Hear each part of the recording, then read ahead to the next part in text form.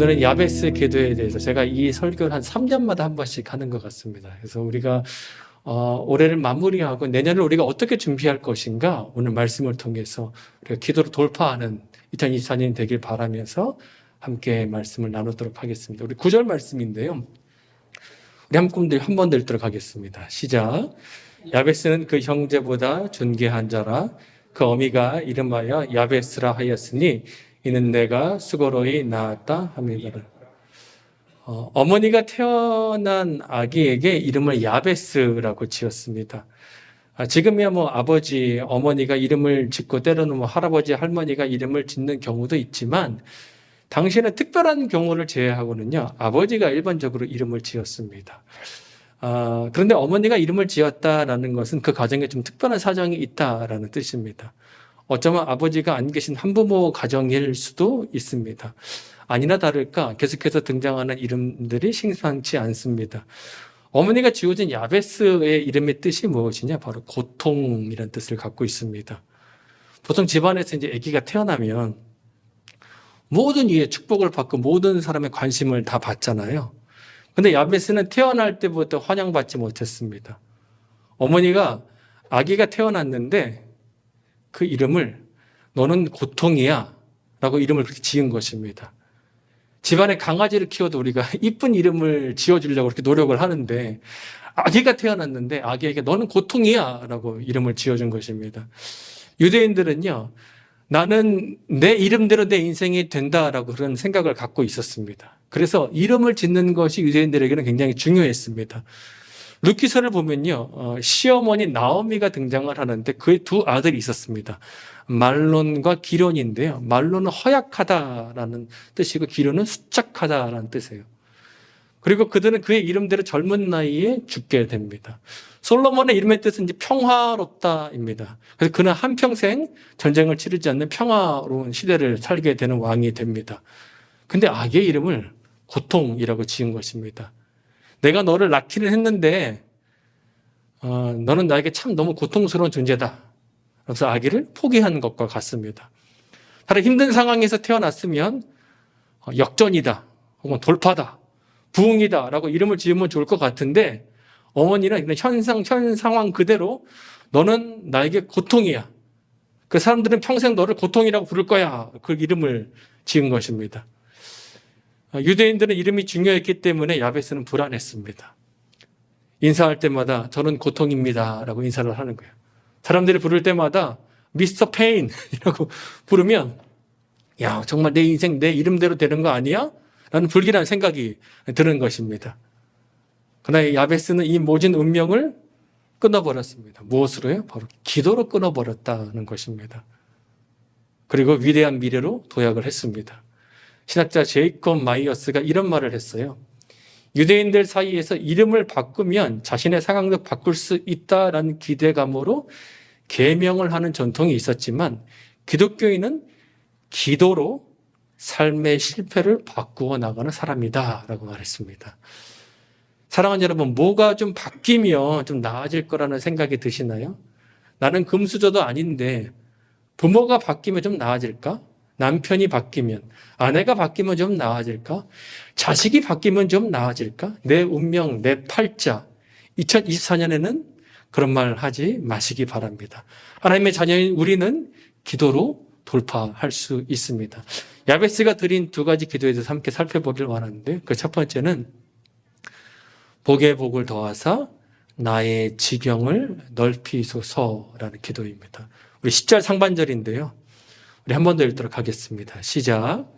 야베스가 이스라엘 하나님께 아뢰어 가로되 원컨대 주께서 내게 복에 복을 더하사 나의 지경을 넓히시고.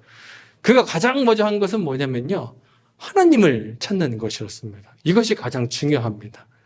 사랑하는 여러분, 여러 신들이 있잖아요. 여러 신들이 있는데 왜 하필 하나님이냐라는 거예요.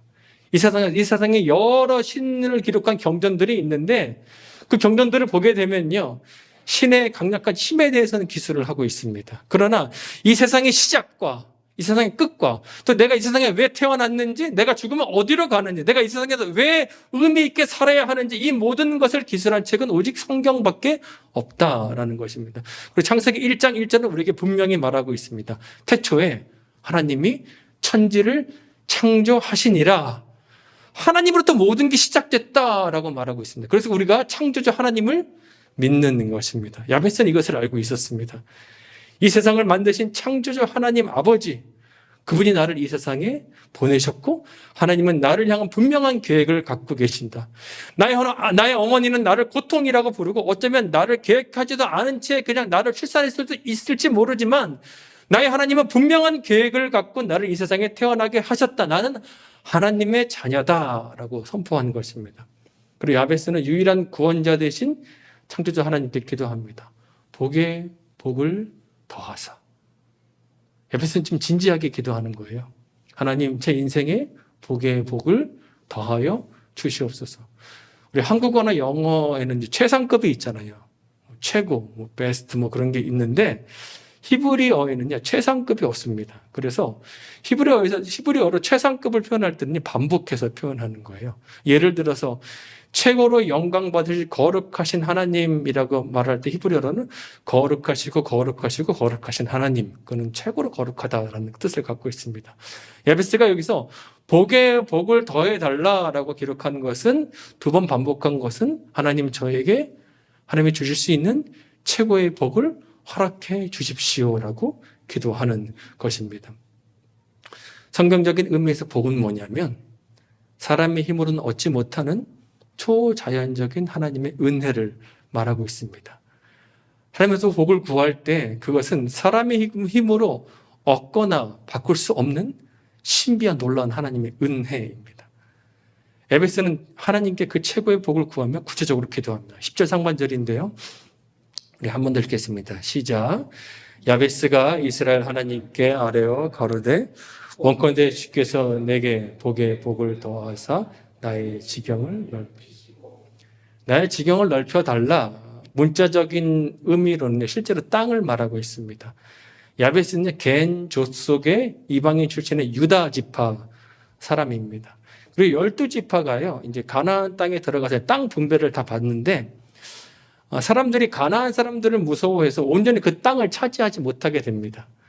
그리고 오히려 그들로부터 지배를 받는 이제 사사 시대를 도래하게 되는 거예요. 이런 배경에서 이제 야베스의 기도가 이제 기록되어 있는 것입니다. 신명기 19장 8절인데요. 이런 하나님께서 이렇게 말씀하셨습니다. 함께 읽겠습니다. 시작. 내 하나님 여호와께서 내 조상들에게 맹세하신 대로 내 지경을 넓혀 내 조상들에게 주리라고 말씀하신 땅을 다 내게 주실 때.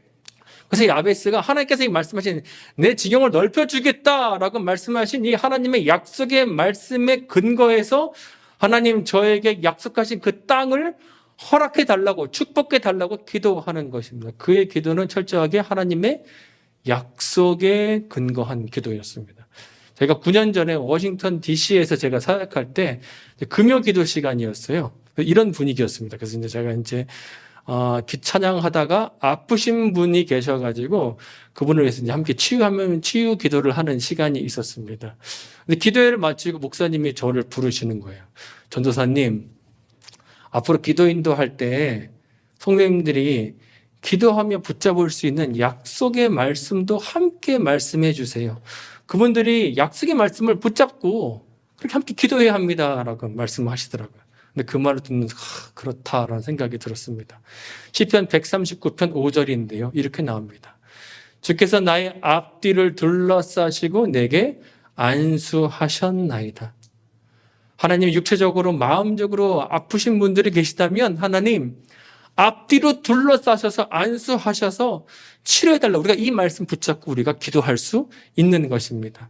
저는 소망하기는 2024년 여러분 말씀 읽으시고 약속의 말씀을 발견하시고 그 약속의 말씀 붙들고 그 말씀이 내게 성취될 수 있도록 기도하시기 바랍니다. 그리고 하나님께서 복의 복을 주셔서 최고의 복을 주셔서 여러분의 지경이 넓어지는 한 해가 되기를 소망합니다. 먼저는 우리 교회 지경이 넓어지기를 바랍니다. 저희 교회가 이번 달에 카자흐스탄 선교사님, 또 멕시코 선교사님, 또 캘리포니아 미자립 교회를 후원했습니다. 하나님께서 주의 교회를 더욱더 축복해 주셔서 이 사역의 지경이 계속해서 넓어지기를 바랍니다. 하나님께서 우리 성도님들의 축복해 주셔서 가정의 지경이 또 넓어지기를 바랍니다. 또 자녀들의 지경도 넓어지기를 바랍니다. 운영하는 비즈니스나 또 직장생활에서 지경이 또 넓어지기를 바랍니다. 하나님께서 축복해 주셔서 2024년 우리의 영적인 지경도 넓어지기를 바랍니다. 성경 공부에 동참해 주시고 성경을 배우고 그것을 읽고 실천하는 것에 힘쓰셔서요. 영적인 지경이 넓어지는 2024년이 되기를 바랍니다. 야베스의 기도라는 책이 있는데 그 책에 이런 내용이 있습니다. 존이라는 사람이 천국에 갔습니다. 안내자가 이제 베드로였습니다. 천국의 여러 가지를 이제 안내하면서 베드로가 이제 보여주는 거예요. 요한계시록에 기록된 그 천국의 모습이 자신의 실제 눈으로 그대로 막 보이니까 너무나 신기했습니다. 존이 입이 막 딱 벌어졌습니다. 근데 한 건물에 이르렀는데 베드로가 존에게 이 건물을 보여주지 않고 그냥 지나쳐 가는 거예요. 그래서 베드로는 이곳을 존에게 보여주지 않는 게 더 낫다라고 생각을 했던 것 같습니다. 근데 저는 이제 궁금해서 그걸 참을 수가 없는 거예요. 그래서 베드로에게 이 건물 좀 꼭 보고 싶다. 투어하게 해달라고 말했습니다. 그래서 그 안에 들어가 보니까 리본이 달려있는 아름답게 포장된 선물 꾸러미들이 뭐 질비하게 있는 거예요. 이것이 무엇인가라고 물었더니 하나님께서 당신의 자녀들에게 보내주시려고 준비해 두신 선물인데 구하지 않아서 기도하지 않아서 보내주지 못한 것이다 라는 그런 얘기가 있었습니다. 저는 자신의 이름이 적혀있는 선물무도 보면서 깜짝 놀랐다라는 그런 얘기가 있습니다. 이것은 물론 꾸며낸 얘기지만 성경에 원래 기초한 이야기이기도 합니다. 시편 31편 19절인데요. 우리 함께 한번 읽어보겠습니다. 시작. 주를 두려워하는 자를 위하여 쌓아두신 은혜, 곧 주께 피하는 자를 위하여 인생 앞에 베푸신 은혜가 어찌 그리 하늘에 쌓아두신 은혜가 있다라는 거죠. 여러분의 삶에, 여러분의 가정을 위해서 쌓아두신 은혜가 있고 그것이 어찌 그리 큰지라고 고백하고 있습니다. 하나님께서 쌓아두신 은혜가 있습니다. 매 순간순간마다 기도하십시오. 출근할 때 차에서 기도하시고요. 요리하면서도 기도하시고요. 커피 마시면서도 기도하시고요. 또 시간을 정해놓고 기도하면 더 좋습니다. 5분이라도 기도하십시오. 기도에 집중해서 하나님께 쌓아두신 은혜를 모두 받을 수 있는 우리 모두가 되기를 소망합니다. 두 번째로는요, 우리 야베스가 어떻게 기도했는가? 그것은 주의 손으로 나를 도우사 나로 환난을 벗어나 근심이 없게 하소서. 10절 하반절인데요. 우리 함께 읽어보겠습니다. 시작. 주의 손으로 나를 도우사 나로 환난을 벗어나 근심이 없게 하옵소서 하였더니. 세상에는 두 가지의 사람이 있습니다. 배터리형 인간인데요. 언젠가는 소모되는 사람입니다. 화려해 보이고 잘 나가는 것 같지만 어느 순간 방전됩니다. 플러그형 인간이 있습니다. 약해 보이고 때로는 위태해 보이기도 하지만 방전되지 않아요. 웃음을 잃지 않고 마음의 평안함을 잃지 않고 계속해서 가는 것입니다. 자신의 힘이 아니라 하나님께서 공급해 주시는 힘으로 살아가기 때문입니다.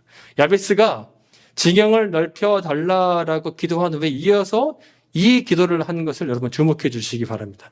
지경이 넓어지면, 우리의 삶의 지경이 넓어지면, 우리 교회의 지경이 넓어지면 그전에는 경험해 보지 못한 새로운 혼란과 근심을 우리가 맞닥뜨리게 됩니다. 그래서 야베스는 지금 기도합니다. 하나님, 당신의 손으로 나를 도우사 나로 혼란을 벗어나 근심이 없게 하여 주시옵소서. 누군가는 근심이 올 때 긍정적인 생각을 하려고 합니다. 누군가는 심호흡하고 스마트워치 앱을 깔아서 막 함께 심호흡 따라하기도 합니다. 누군가는 위로가 되는 어떤 유튜브 강의를 들으면서 근심을 없애려고 합니다. 이런 것들이 어느 정도 도움이 되긴 하지만 근본적으로 우리가 갖고 있는 혼란과 근심을 없게 할 수는 없습니다. 불확실한 시대에 확실하신 창조주 하나님께 내 인생과 내 가정과 내 교회를 책임져 주신다. 그분이 나의 창조주고 주인이시다라는 고백을 믿을 때 그때 우리 안에 근심이 사라지게 됩니다. 하나님이 내 삶 붙잡고 계시지. 이사야 59장 1절인데요. 우리 함께 읽어보겠습니다. 시작. 여호와의 손이 짧아 구원하지 못함이. 하나님의 손이 짧지 않다는 거예요. 너 너무 깊은 곳에 지금 내려가 있는데 내 손이 닿지 않는다.